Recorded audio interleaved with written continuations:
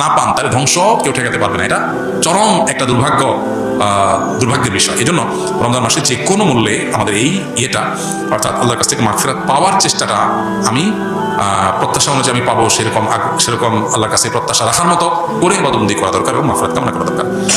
রমজানকে সঠিক পরিকল্পনার মাধ্যমে কিভাবে কাটাতে পারি অনুগ্রহ করে বলবেন? দুটি পরিকল্পনার কথা আমরা আজকে বলেছি, আবার রিপিট করছি। নাম্বার 1, মোবাইল ফোন নিয়ন্ত্রণ করে ফেলেন।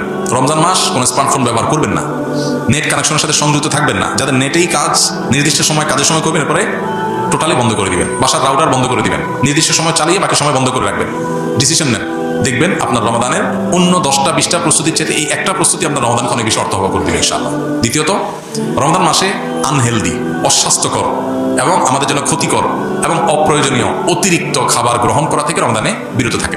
দুইটা জিনিস, এই দুইটা জিনিস যদি সঠিকভাবে করেন, আমার বিশ্বাস আপনার রমাদানকে আপনি অনেক সুন্দরভাবে কাটাতে পারবেন। ইবাদতবন্দিতে আপনি স্বাদ পাবেন, তৃপ্তি পাবেন, স্পিরিচুয়াল যে আধ্যাত্মিক যে একটা প্রেরণা, শক্তি, এটা পাবেন।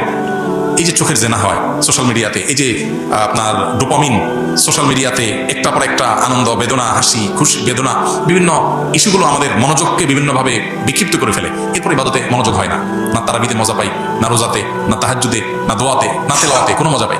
এগুলো থেকে আপনার সঠিক সুফলটা পেতে হলে আপনাকে নিয়ন্ত্রণ করতে হবে দুটা জিনিস।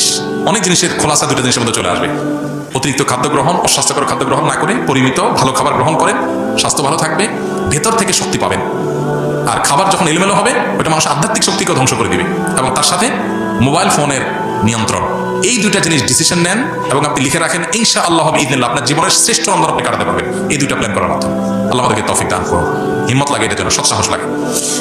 আমার একটি নবজাতক শিশু রয়েছে, আমি কি রোজা রেখে তাকে খাওয়াতে পারবো বা রোজা না রাখলে কি সমস্যা হবে?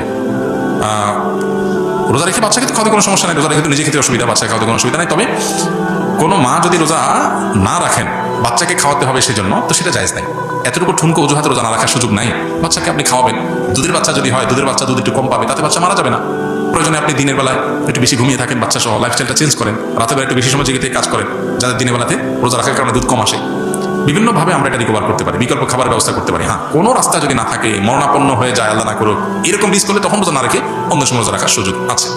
রোজা অবস্থায় কোনো ব্যক্তি যদি সফরে বের হয়, তাহলে তার বিধান কি? সফরে বের হলে মুসাফির রোজা রাখবে নাকি রাখবে না?